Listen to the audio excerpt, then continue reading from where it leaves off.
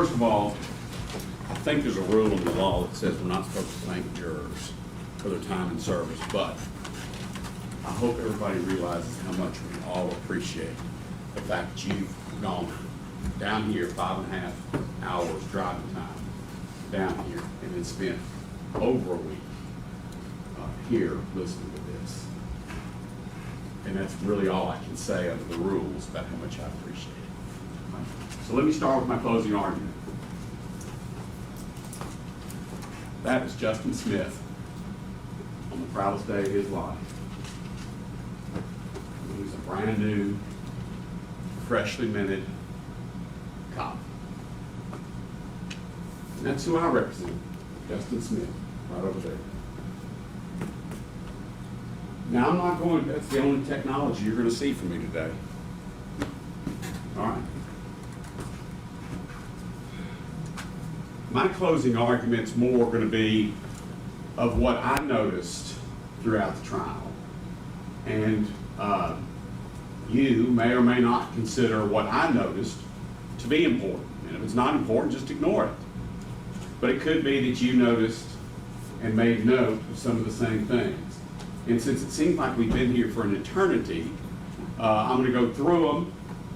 Again, use what you want and move on the things you don't want. All right? So I'm going to try to move quickly. If I even get anywhere close to an hour and a half, I give you permission to throw a rock at me, okay? Kind of like a Rock City bank robbery. Just throw a rock at me. All right. First, my notes.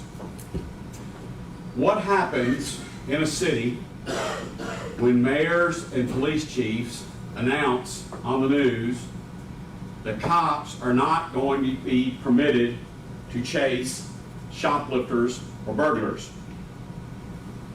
Well, criminals run. They're not dumb. What happens when officers like Justin Smith get convicted of a felony because of what Tyre Nichols and Emmitt Martin did? Let's be real clear. We're here because of choices, as mentioned, Tyre Nichols made and that Emmitt Martin made. That's why we're here. I don't care what anybody else says. In my opinion, that's why we're here. So what happens when we convict officers like Justin Smith of felonies for chasing someone down and attempting to handcuff a suspect to assist one of his other police officers? If you're a cop, what do? Somebody like Justin Smith, who everybody knows, the UNPD knows to be the most kind and gentle professional in that unit. He gets convicted of a felony, what's going to happen?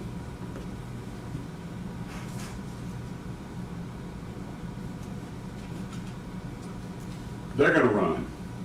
The cops are going to run. Cops are going to run to Chattanooga, be a cop in Chattanooga. They're going to run down to South Haven, Mississippi. They're going to run. And maybe if they left the streets to the politicians and the preachers and the parents to police the streets, maybe the city of Memphis might learn. Your Hamilton County Sheriff has on his website, I don't know if you know this or not, your Hamilton County Sheriff, who I met, says on his website, we chase cars. He has it on his official website. You think the criminals know that? You think the burglars know that? Shoplifters, carjackers, you think they know that? It's your sheriff that's going to chase cars. Just down the road, less than 10 miles from here, the DeSoto County Sheriff, Thomas Tuggle. On his website, it says, we chase criminals, we chase cars. Don't bring your crime. It says, don't bring your crimes from Memphis down here. It's just literally 3 miles south of Memphis International Airport, DeSoto County, Mississippi. We chase cars, we chase criminals. You think they're down there shoplifting? You think they're down there breaking into 94 cars in one night?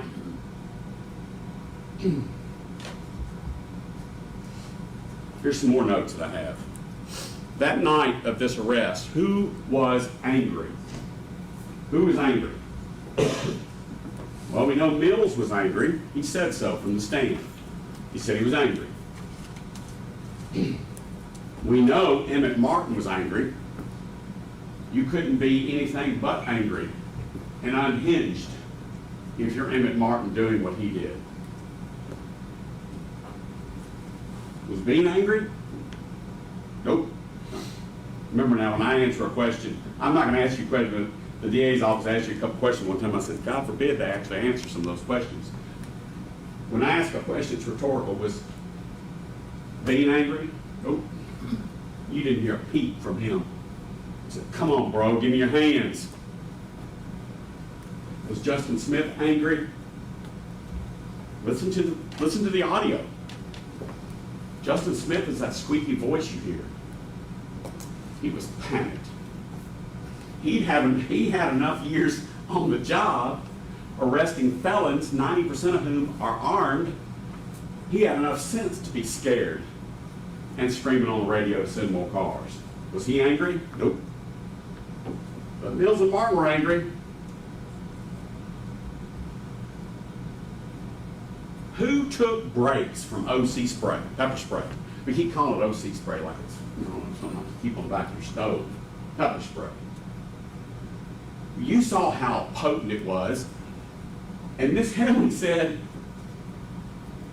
in one breath, she says, oh, we heard how Mills and Martin were immediately affected by the OC spray.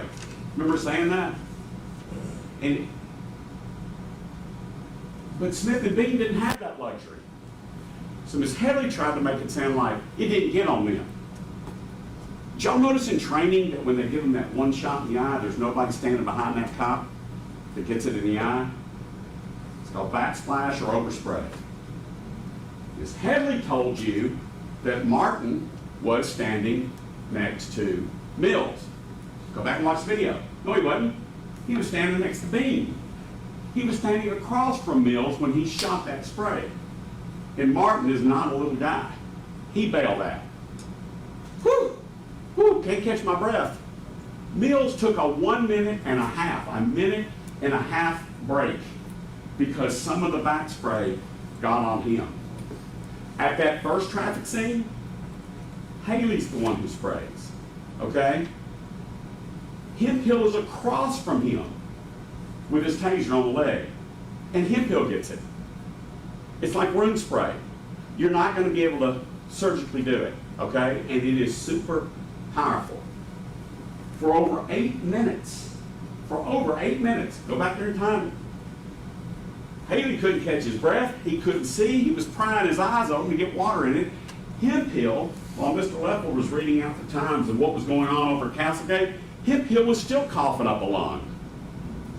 Hacking and coughing on the... He only got a little shot. Bean and Smith didn't have that luxury. They let go of that man on the ground with a handcuff on him. Somebody's going to get shot. It might be Nichols, because if he gets up with that handcuff and starts swinging it. Or a cop's going to get hurt. Miss Headley actually had the temerity to look you people in the eye and say that Bean and Smith were holding the victim Nichols down on the ground. Remember saying that? Don't answer. Mills stated from the witness stand that Bean and Smith weren't holding him down to be holding him down, to get punched, kicked, or whatever. Mills said that those two guys kept their hands on Nichols to keep him on the ground to get him handcuffed. What else could they do? Did Smith and Bean get a break? Haley and Hemphill got an over an 8-minute break. Mills took a 1.5-minute break. Those two guys never got a break.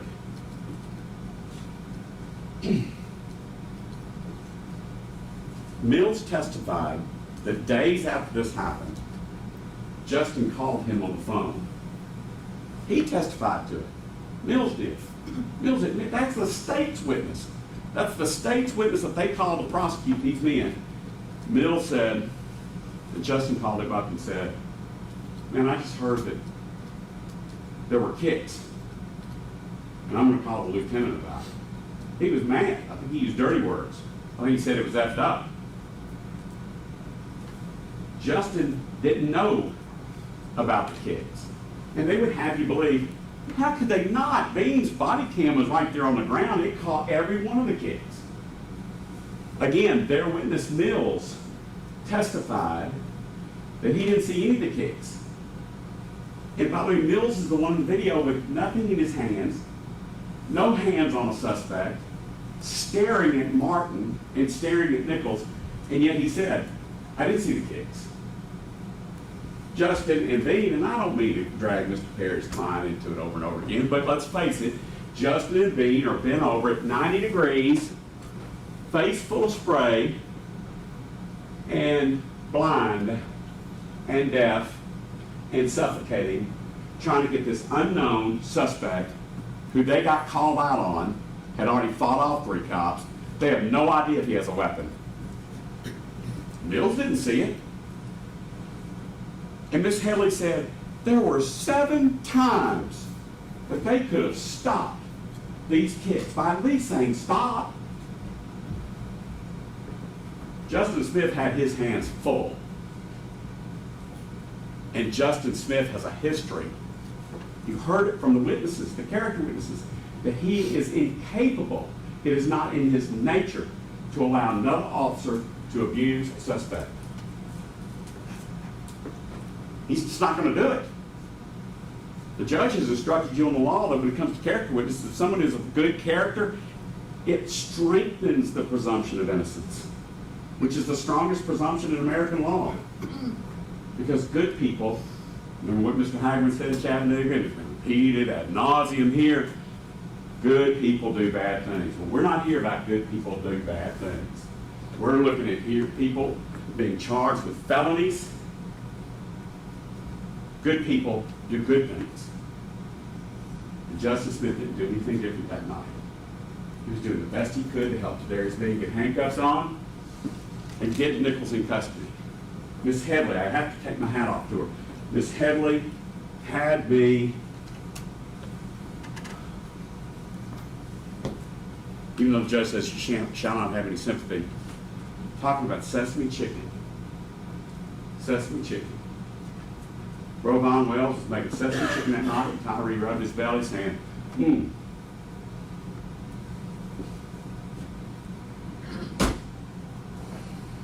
Justice Smith did not do anything to Tyre Nichols. Tyre Nichols made choices. You've heard about him. Speeding, running from the police, blue lights, fighting at the first scene. Did you hear what he said? He looked at these cops who saying, get your ass out of the car. And he says, y'all are really doing a lot tonight. Stop. Don't do that. I'm just going home. When they're saying, get your ass on your belly. Right? Tyre Nichols made these choices. This isn't about sesame chicken. It's about Tyre Nichols somehow getting 750 pounds of men off of him and running to the next street over and hiding behind a Toyota 4Runner. Wiping his face, wiping that spray off.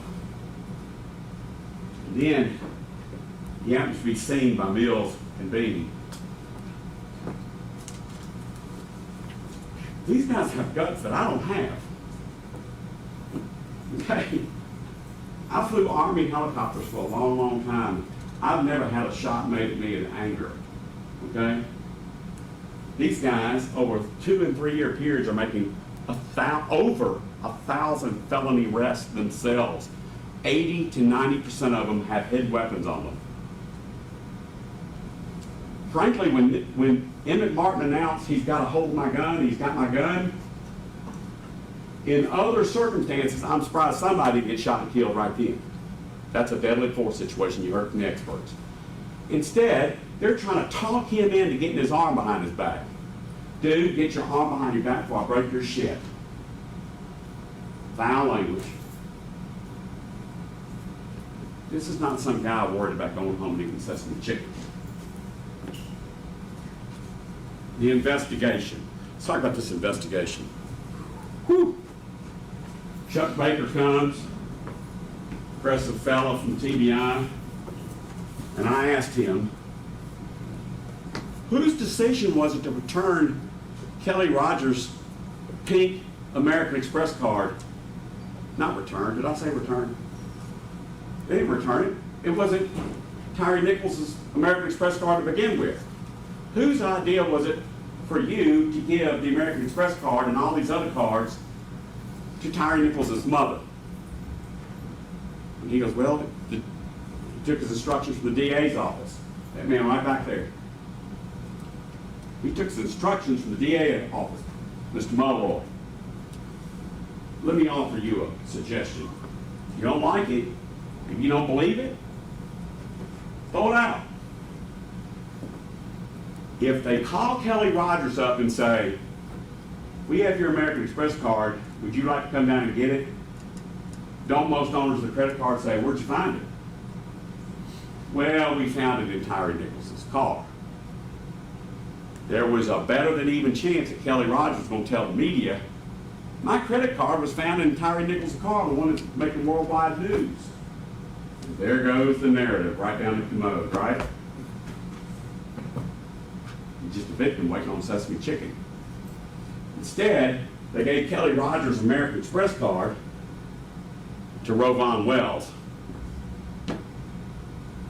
Is she going to go to the media saying, oh, by the way, they found this American Express card in my son's car? No, she's not.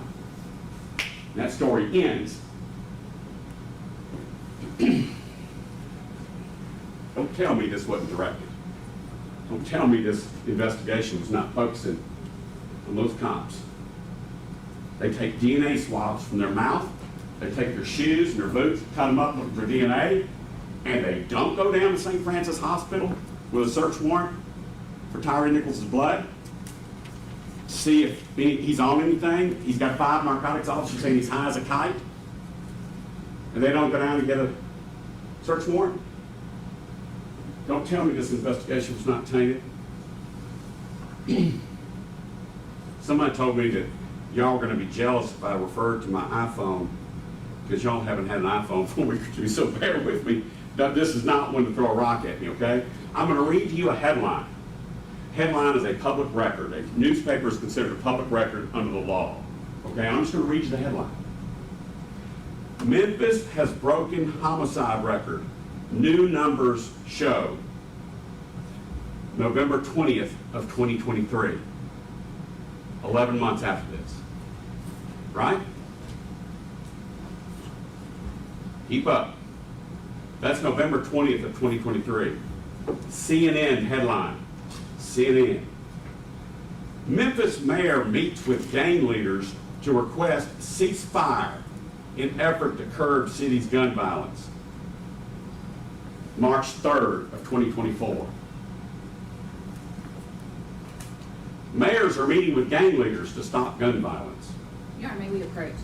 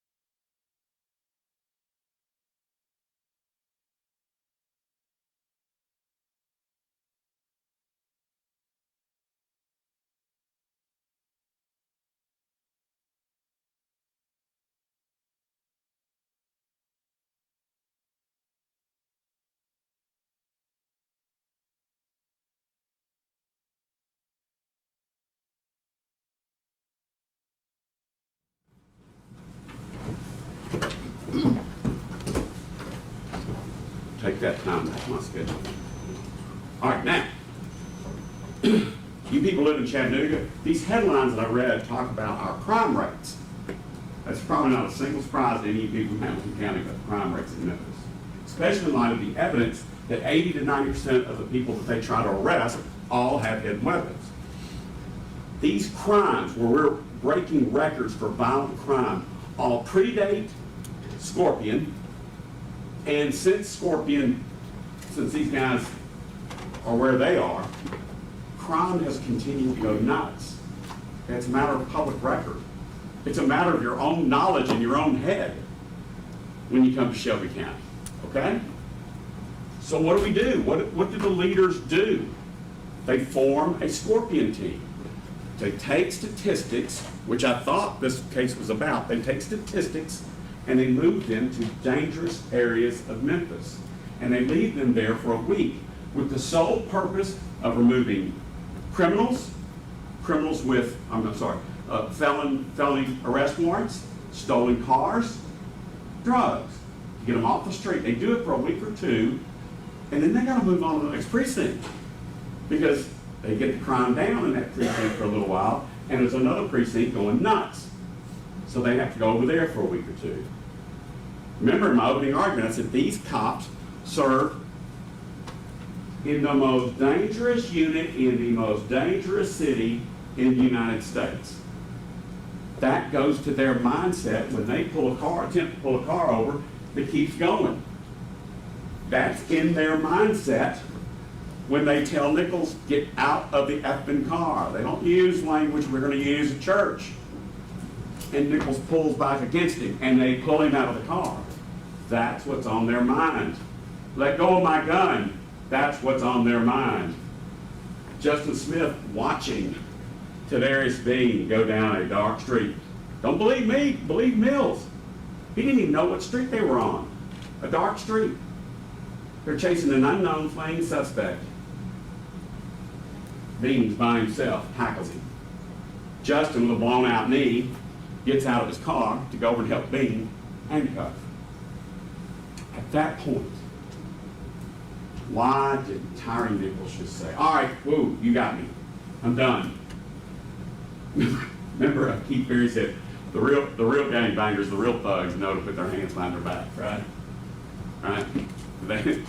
It's going to go quickly and be over. These were not a bunch of bullies, monsters.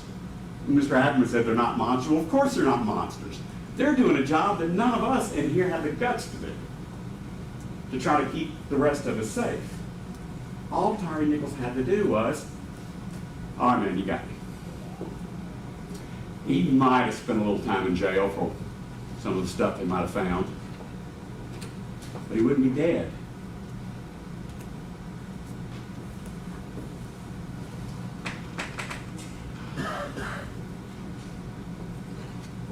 Those headlines I told you about, the things you know about in your own mind about Memphis, do you think Justin Smith knew those things when he decided to go to work on January 7th with a blown out knee instead of staying at home and nursing his knee?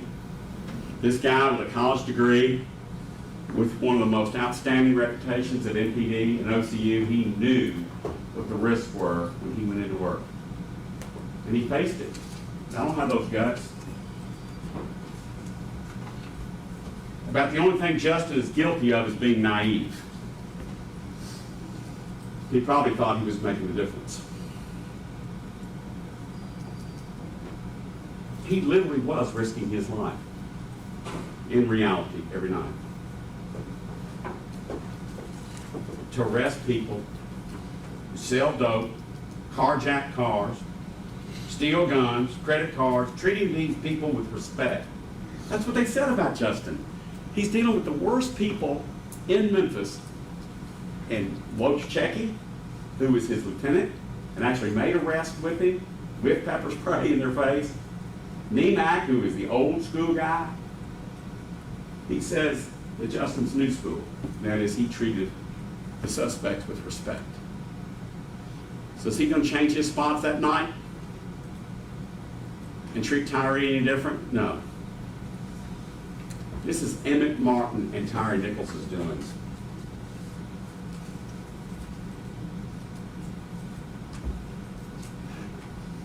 John Keith Perry said he was going to beg you at one point in his closing argument. I thought to myself, don't feel like a Lone Ranger. I'm going to beg as well.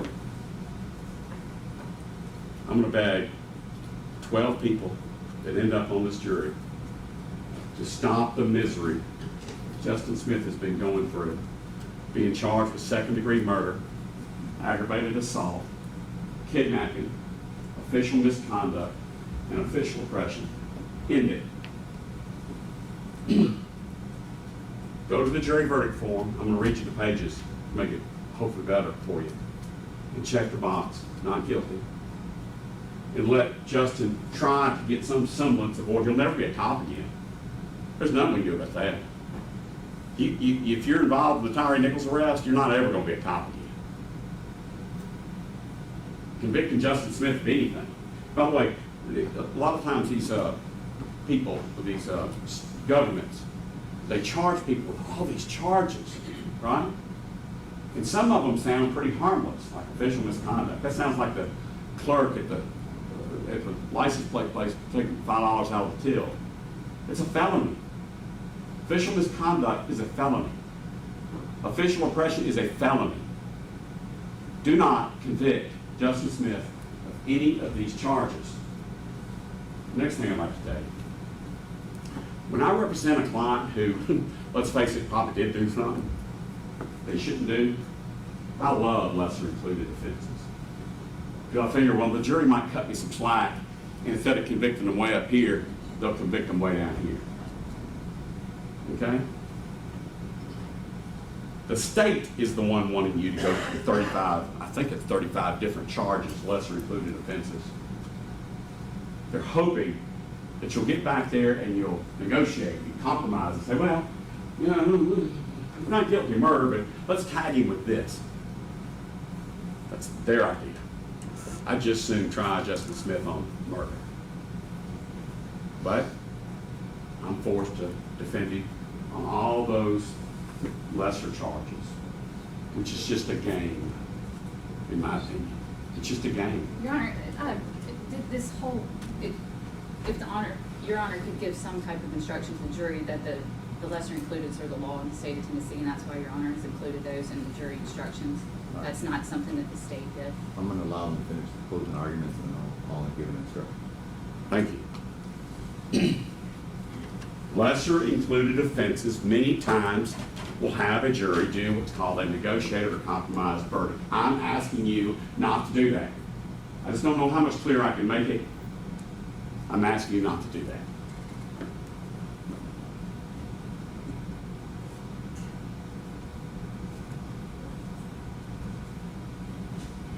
Now, let me go to the DA's closing argument.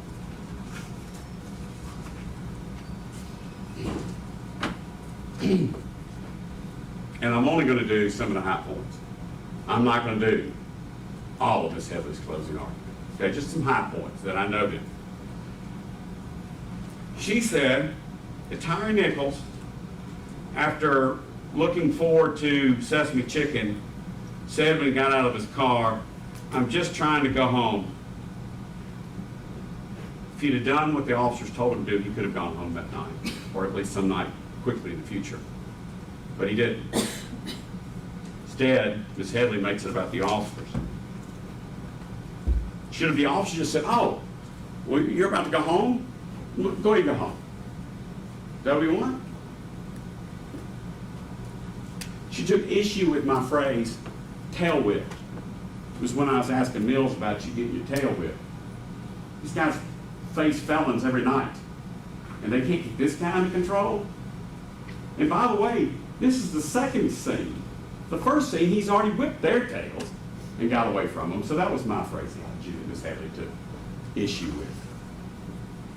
These officers clearly were in over their heads with this one suspect, Tyre Nichols. Mills said he was angry when he used his baton. I think he was being honest and candid. But then he went on to say, yeah, while I was angry, if Tyre had just given us his hands, I would have not have paid him. Even though he was angry, Mills said that if he had just given us his hands, I would have never struck him. You can't believe Mills 1 minute and disbelieve him the next minute. That's their witness. I'm not going to spend too much more time on the DA's office continually saying that Bean and Smith were holding Tyre Nichols down, and they even played it to you in slow motion. That's not what Mills said. Mills said they weren't holding him down for beatings. They were holding him down trying to get him in handcuffs. That's their witness. Miss Headley stated, and I should have objected, Miss Headley stated they had to have felt or heard the kicks. Remember her saying that to you? She's telling you that they had to have felt and heard the kicks. I didn't object, instead I wrote this note down. Their witness, Mills, says he didn't see the kicks. Their witness, Mills, says he heard the thud, and when he saw the second punch, he turned away and walked away because he didn't want to see it. Smith and Bean didn't have that luxury. First of all, they didn't see it, and second of all, they could not let go of this suspect. This is crazy to evaluate this case on slow motion video in a 70-degree courtroom versus out there on a dark street. This is crazy to evaluate them criminally this way. I'm just going to take my time. I don't mean to keep you hungry, but Miss Headley said Mills and Martin reacted to the OC immediately. Well, what are we going to do? Punish Bean and Smith for just sucking it up and fighting through it? So Miss Headley's saying they couldn't have felt or tasted or smelled the OC spray because Mills and Martin reacted to it immediately.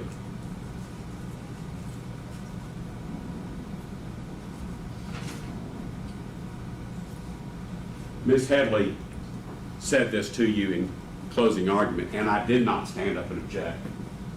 It said, cops had no idea about the cards and the dope in the car, and the mushrooms only weighed as much as $2 bills. Cops couldn't have known about it. But you know who did know about it? Tyre Nichols knew about it. It's okay for Miss Headley to tell you what the cops didn't know. It's okay for me to tell you what Mr. Tyre Nichols knew.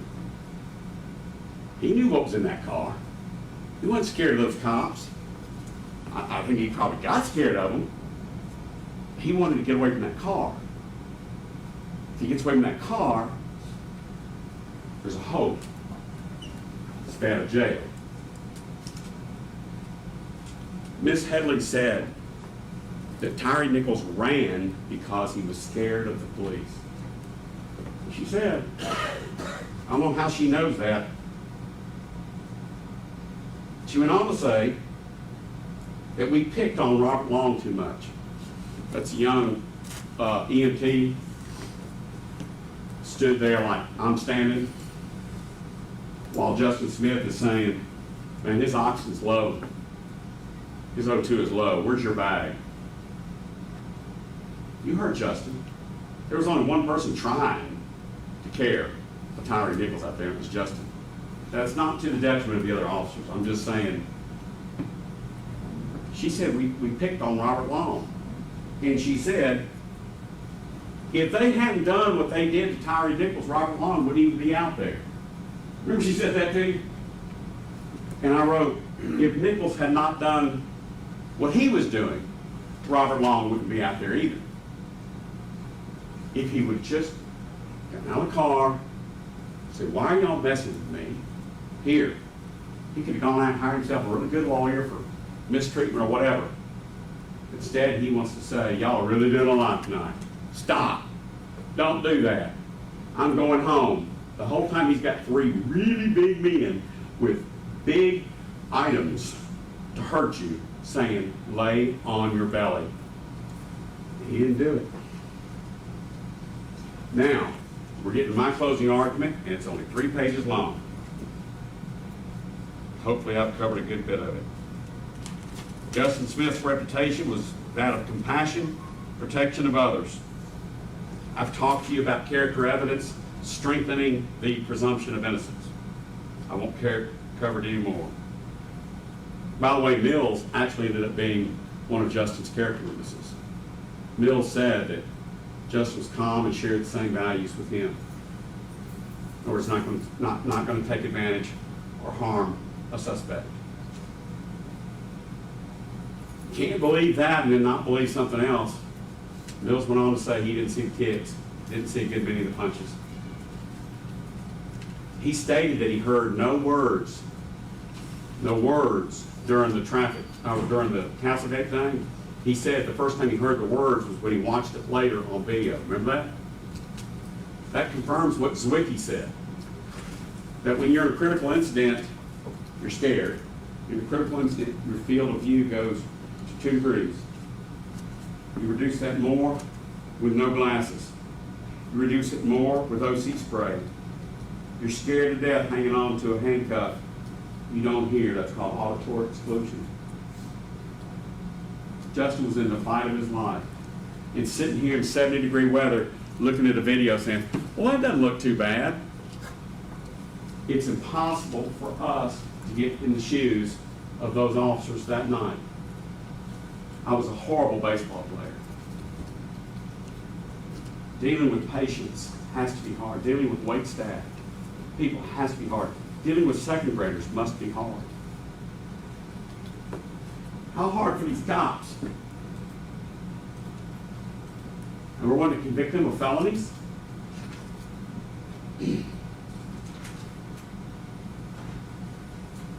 I told you a minute ago I was going to tell you the pages. In that big, long jury instruction, each of the 3 defendants, they go through the 7 charges and the lesser included offenses. I would tell you that Justin's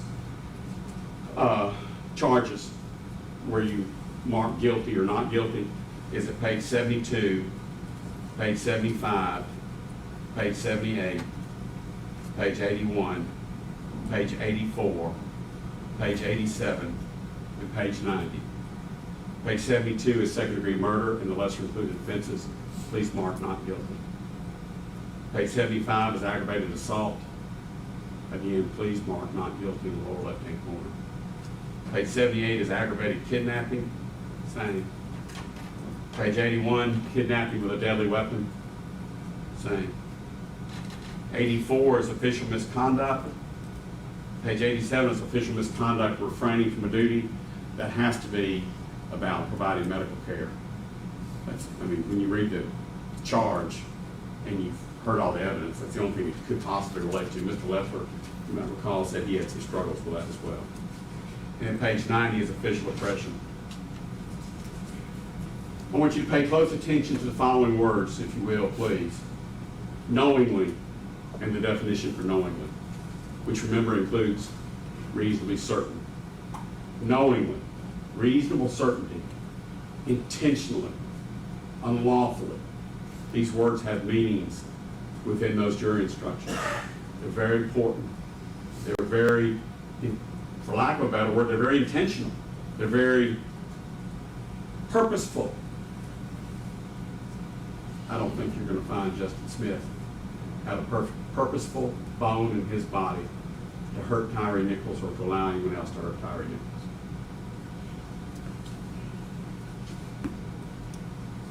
There's no way sitting in this courtroom looking at grainy video and pieces of moving body-worn cameras that Justin is guilty of a crime beyond a reasonable doubt to a moral certainty. Justin's character and his nature from these different witnesses, I ask you just to answer this in your own head. Would Justin hurt a suspect? Would Justin lose his temper? Would Justin allow someone else to hurt a suspect? Will he encourage or assist someone else to hurt a suspect?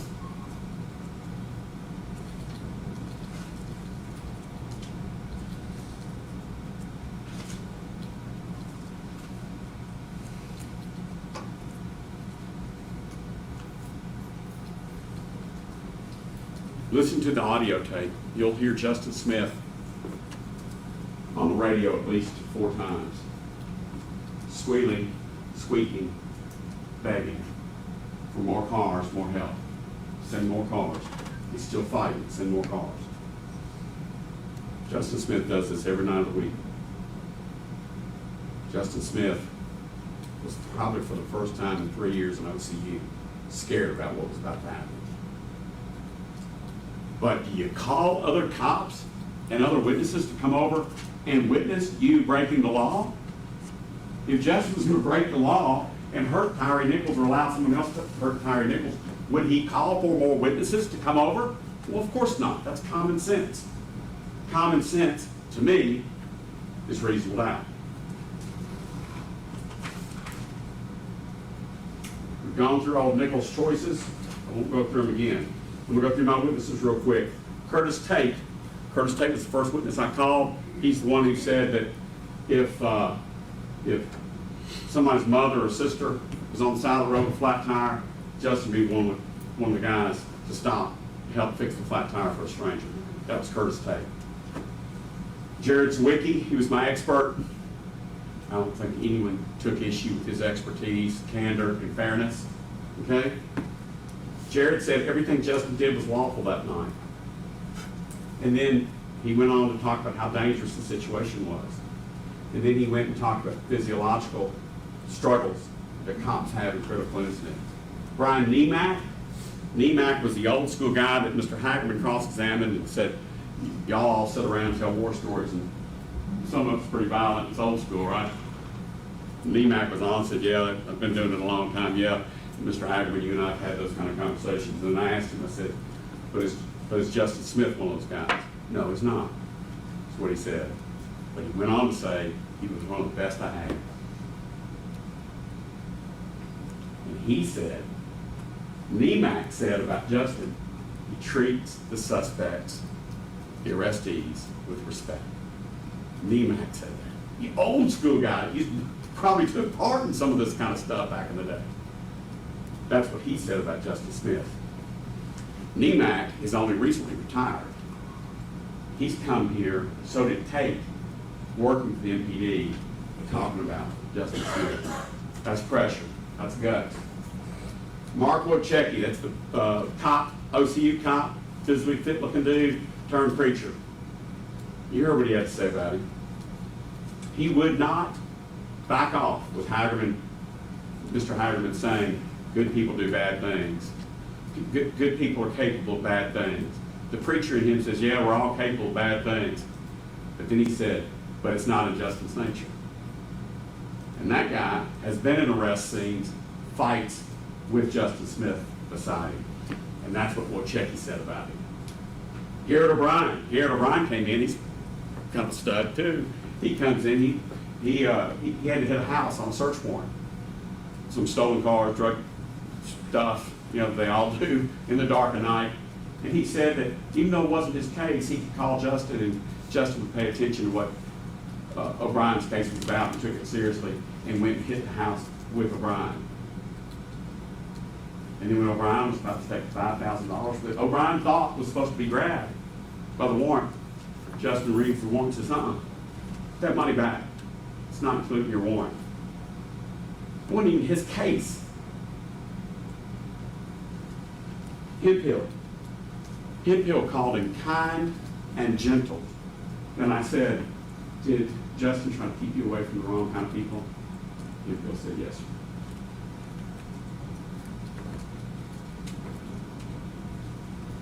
Desmond Mills, their client. He made fun of about how blind he was. But if Justin took his glasses off, he's blind as a bat. And this is not a dark street with OC spray and a fight for a handcuff. Mills, their witness, said that Justin's blind as a bat without his glasses.